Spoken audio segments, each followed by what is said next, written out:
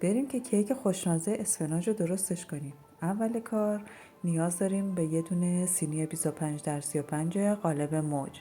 میتونید از لبه کوتاهش استفاده کنید، میتونید از لبه بلند استفاده کنید. برای کفش حتما کاغذ نیاز داریم، اما برای دیواره نیاز به کاغذ انداختن یا چرب کردن اصلا نداریم.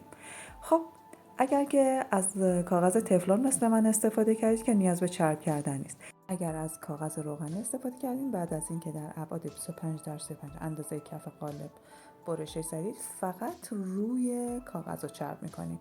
دیواره به هیچ عنوان چرب نمیشه. قالبمون رو میذاریم کنار. فرم از قبل روی 175 درجه روشن کردیم. حالا میریم سراغ اسفناج. از برگ اسفناج استفاده میکنیم و به هیچ عنوان از ساقه اسفناج استفاده نمیکنیم. اسفناج باید خورد بشه و بعد داخل دستگاه غذاساز یا مخلوط کن میریزیم تا حالت پوره بشه. برای اینکه راحت‌تر پوره بشه داخل دستگاه، من اونا رو اول با چاقو یه مقدار خوردش کردم.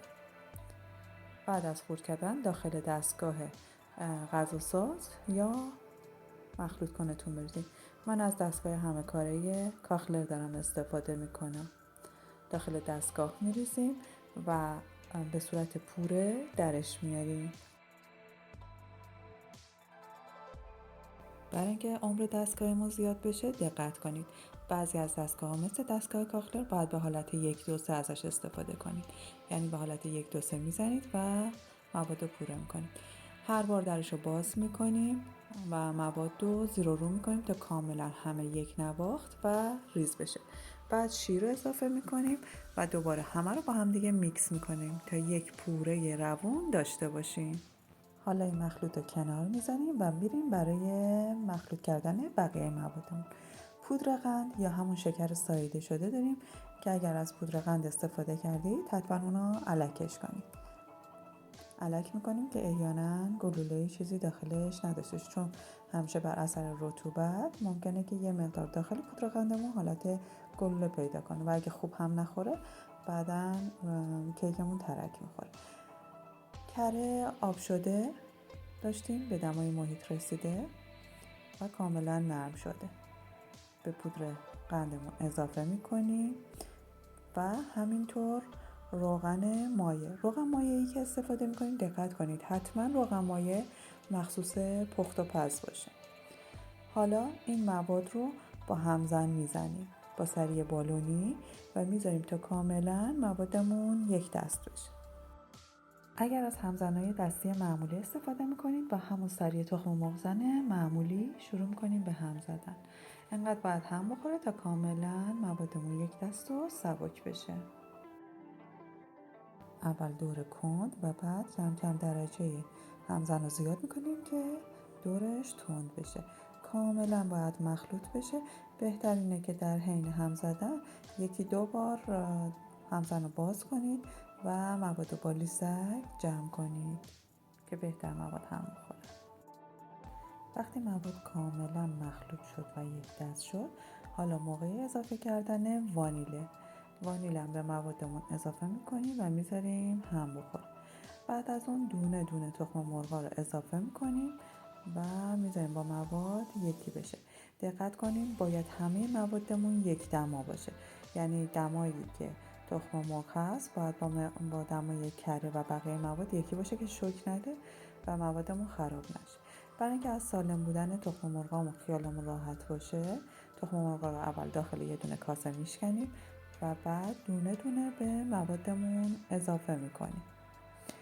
بعد از اضافه کردن تخم مرغ‌ها باید کاملا مواد هم بخوره و تخم مرغ داخل مواد کاملا حل و یک دست بشه. باز تو این مرحله هم هر بار در حین هم خوردن همزن رو خاموش میکنیم و مواد رو با لیسک دورگیری میکنیم. اگر مواد تو این مرحله خوب مخلوط نشه و جای از به اصطلاح مواد باشه که تخم مرغ خوب هم نخورده باشه، بعداً بوی زخم تخم مرغ توی کیک اذیت میکنه. پس حتما دورگیری در حین هم زدن رو فراموش نکنید. کاملا به تخم مرغ و مواد اجازه بدین که خوب هم بخورن. من قسمت‌های هم خوردن تخم مرغ رو کم کردم به خاطر اینکه میخواستم زمان نبره. حالا از رنده پوست لیمو استفاده میکنیم. یه دونه لیمو رو با رنده ریز رنده میکنیم و داخل مواد میریزیم. باعث میشه که عطر لیمو خیلی هم عطر و طعم کیکمون رو کیفیت بهتری بده. فقط قسمت رنگی پوست لیمو رو داخلش میریزیم. باز میذاریم مواد خیسمون با هم دیگه مخلوط و یک دست بشه. تو این قسمت 1 پینچ نمکی که داشتیم رو به مخلوط تخم مرغمون اضافه میکنیم. کنار دستم آرد بیکینگ پودر رو داخل علک میریزم، با هم دیگه مخلوطش میکنیم و آماده میکنیم برای اضافه کردن به مواد کیکمون. یکی از نکته‌هایی که باید حتما توی کیک رعایت کنید اینه که باید آرد و بیکینگ پودر کاملا با هم مخلوط بشه. یعنی حتی بعد از علک کردن هم آرد و بیکینگ پودر رو با هم خوب مخلوط میکنیم که بیکینگ پودر کاملا داخل آرد پخش بشه و موقعی که داخل مواد میریزیم کاملا حل بشه. توی این مرحله پوره اسفناج که با شیر مخلوط شده بود رو به مواد اضافه میکنیم. میذاریم کاملا هم بخوره تا رنگ اسفناج داخل مواد کاملا باز بشه. به زمان میدیم با سری بالونی یا همون سری تخم مرغ کاملا مواد مخلوط بشه و رنگ سبز اسفناج قشنگ توی مواد باز بشه. بعد از این مرحله سری رو عوض میکنیم. حالا توی این مرحله میتونید از همزن دستی، ویسک یا لیسک استفاده کنید یا از سری پدالی اگر که از این همزنای نیمه حرفه‌ای دارید. مواد رو با لیسک دوباره دورگیری و یک هم کامل میزنیم که مطمئن بشیم مواد کاملا با هم مخلوط شده. حالا موقع اضافه کردن مخلوط آرد و بیکینگ پودر هست. میتونید توی 2 مرحله اضافه کنید، میتونید هم 1 مرحله اضافه کنید و بعد با سری پدالی همزن بذارید تا هم بخوره. اگر از همزنای معمولی هم استفاده میکنید میتونید که از یه سری خمیرزن داره که حالت مارپیچ داره، از اون میتونید توی این قسمت برای هم زدن آرد استفاده کنید. میذاریم با دور کند هم بخوره تا زمانی که مواد آردیمون مخلوط بشه. زمانی که آرد رو اضافه میکنیم نباید بیش از حد موادمون هم بخوره و مخصوصا با سری تخم مرغ اصلا همش نمیزنیم به خاطر اینکه اگر زیاد هم بخوره گلوتن داخل آرد آزاد میشه و کیکتون حالت خمیری پیدا میکنه.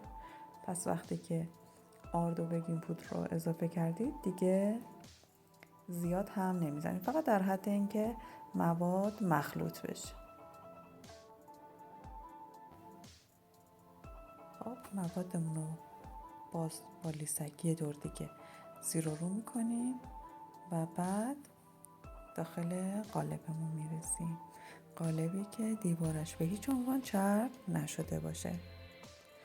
اگر دیواره قالبتون رو چرب کنید کیک مثل کوه یا به حالت گنبدی میاد بالا.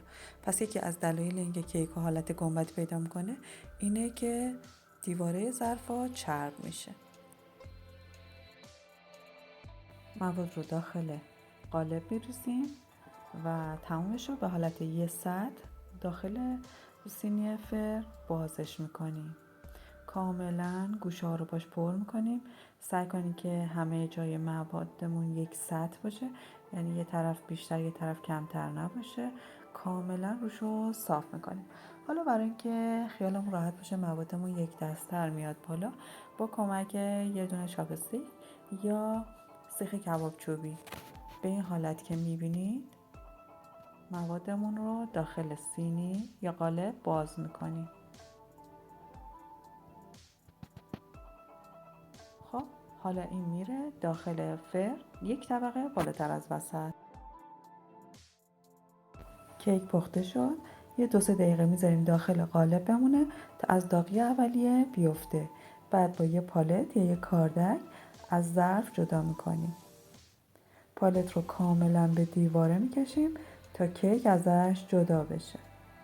به این حالت که میبینید. بعد روی توری خنک کننده میذاریم تا کیک دیگه کامل خنک بشه. به این حالت که میبینید روی توری خنک کننده برش میگردونیم و کاغذ پشتش رو حتما سریع ازش جدا میکنیم. بعد از اینکه کاغذ رو برداشتیم دوباره کیک رو برش میگردونیم. مثلا میتونید از 2 تا توری کمک بگیرید برای برگردوندنش و دیگه زمان میدیم تا کیک کاملا خنک بشه. من چون اینجا یه مقدار عجله داشتم کیکم رو اول رویش رو برداشتم تا زودتر هم خنک بشه، چون در نهایت ما باید این رویه کیک رو برداریم. اگر کیکتون گنبدی شده این قسمت گنبدی روش رو کاملا باید بردارید. اگر که حالا یه مقدار پف خاص داشته یک لایه روی پوستش رو باید حتما از روش بردارید. این قسمتی که ما از روی برمیداریم برای تزیین کیکمون استفاده میشه. بعد از اینکه کنار گذاشتیم و کاملا خنک شد با رنده درشت اونو رنده میکنیم تا حالت خورده پسته پیدا کنه. به این حالت که میبینید من رندش کردم. با این رنده درشتم رندش میکنیم که خیلی له نشه. میتونید هم داخل غذا ساز بریزید و این کارو بکنید. دور کیکم هم میگیرم، یعنی اون قسمتی که برشته شده به دور قالب حتما باید این دورا گرفته بشه. به این حالت که میبینید برشش میزنیم و بعد میریم برای آماده کردن کرم تزیینیش. داخل یه ظرف شکر، نشاسته ذرت رو با هم مخلوطش میکنیم. شیر به دمای محیط رو کم کم بهش اضافه میکنیم، هم میزنیم. اول یه مقدار از شیر رو اضافه میکنیم، با ویسک میزنیم تا شکر یه مقدار حل بشه. بعد ما بقیه شیر رو بهش اضافه میکنیم. روی حرارت میذاریم و مرتب هم میزنیم تا زمانی که کرممون یه مقدار حالت غلظت پیدا کنه. چون داخلش نشاسته داره حتما باید مدام بالا سرش باشید و همش بزنید.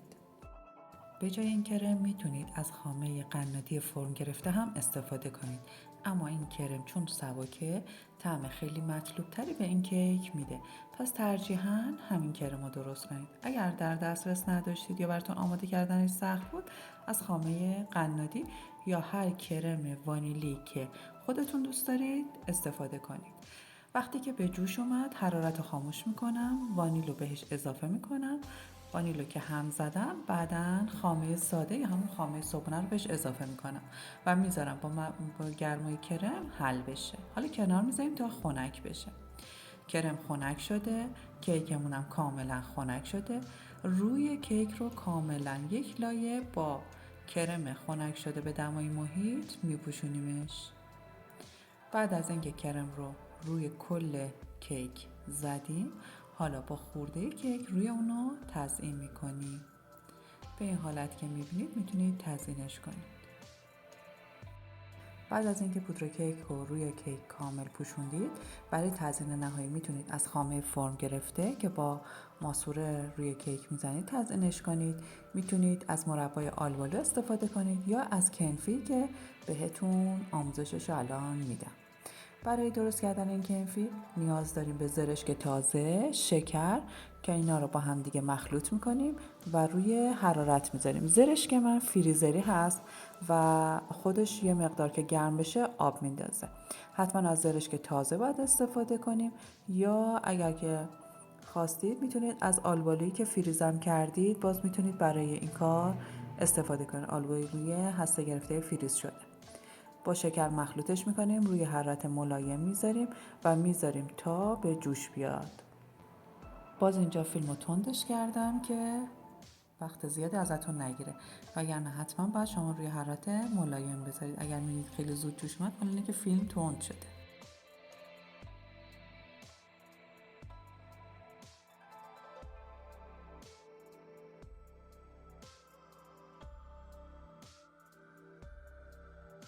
کیک رو به 2 قسمت کردم، یکی رو به همین صورت ساده استفاده میکنم و یکی دیگر رو با کنفی زرشک تزیینش میکنیم.